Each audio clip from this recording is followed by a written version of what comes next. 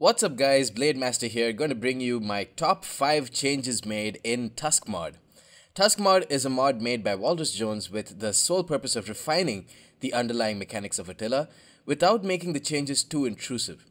It doesn't create new units, the guy uses his genius and hard work all behind the scenes to make battles more balanced and give more units more purpose.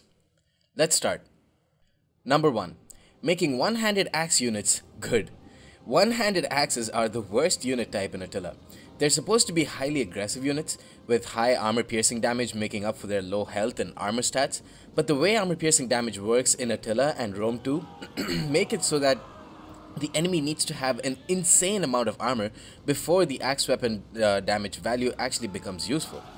However, by digging around in Total War's past, Walrus Jones has found a tag system for armor piercing that was in Shogun 2, but not in Rome 2 or Attila, that vastly improves their effectiveness in battle. As proof of this working, the Francisca Hirban, one of the worst units in Attila, rack up kills quickly and efficiently now. Here's Walrus Jones explaining how it works. My solution was to take the armor-piercing tag system, something that is a leftover from Shogun, and using this and setting up a series of tags that roughly reflect the actual, if units' AP damage is half their damage value, armor is going to be half as effective against their weapon. Number 2. Getting the first strike initiative right.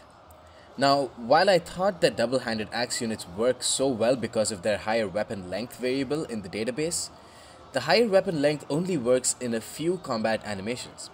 So these guys only really work because of their insane infantry bonus and melee stats.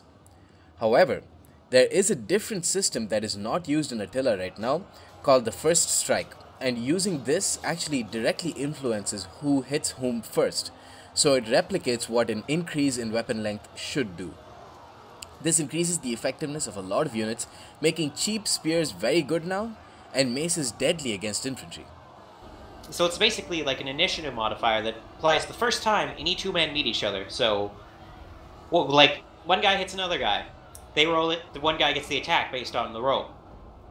And this even happens if you don't set up first strike, and it's a 50-50 chance then. Well, actually with weapon length is so very rarely read by the engine, and that's what actually made me start doing the first strike modification. Number 3. Giving Javelin Units shield wall. Now you guys know me, you know I love unique changes to a game, and while it can be argued that elite tier Javelin units should behave like quasi-melee infantry like they did historically, I love this change because it promotes micromanagement and makes Javelins very useful in late game. Elite Javelin units in shield wall can hold forever against depleted enemy units, stopping some essential units from crossing into dangerous territory and getting some kills from their bonus versus infantry from shield wall as well. It's a creative, unique change that is also very effective at accomplishing what it set out to achieve. Oh, that Javelin units in general have formations. For a while I was trying to make them compete with archers and just doing that further and further, and eventually I'm like, why not give them some melee ability? And so I tried it out, and when I first tested this with Obelix, we both kind of just adored it as a mechanic. Number 4. Making the accuracy of ranged units matter. In vanilla, accuracy didn't matter at all among any ranged unit. Arrows were wildly inaccurate whether it was a Germanic bow firing or a Royal Persian archer firing it. This inevitably made elite bows useless. With a range of accuracy stats provided to archers and slingers and crossbows based on their cost, Walrus Jones has effectively made bringing some elite skirmish troops worth it in any situation. Royal Persians rightfully eradicate 2 or 3 units if the opposition doesn't do anything about it.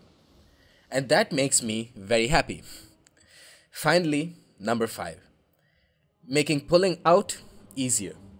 A big reason behind me not liking cavalry mechanics in Attila was that you could not pull out cavalry even if they flattened half a unit on the charge, which makes no sense. They would just simply take too many casualties for you to be able to pull them out effectively. Now you can, and they won't take nearly as many casualties as they would.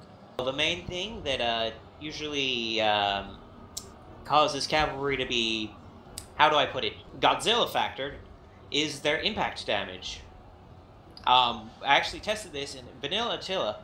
You will get a heavy cavalry charge doing about 30 casualties on large to heavy infantry, which is so you're losing a quarter of a unit from a cavalry charge, regardless of the cavalry's attributes. Impact damage is very low in this version. Pull through is still heavily punished, which is something that I personally would like changed, but as this is a beta, there is still room for some changes and tweaks. But that's where you guys come in. The mod has been incredibly well received by people who have bothered to test it, but the multiplayer community should be showing way more love to a modder who actually wants to improve the game mainly from a multiplayer standpoint. I have played quite a few games on it, and I will admit that it needs a bit of tinkering, but with proper feedback from a good number of players, the quality of this mod will reach heights that it wouldn't have been possible otherwise. I have left a link in the description, or you can click the screen now to go to the mod page, subscribe to the mod, and let's all join in the fun.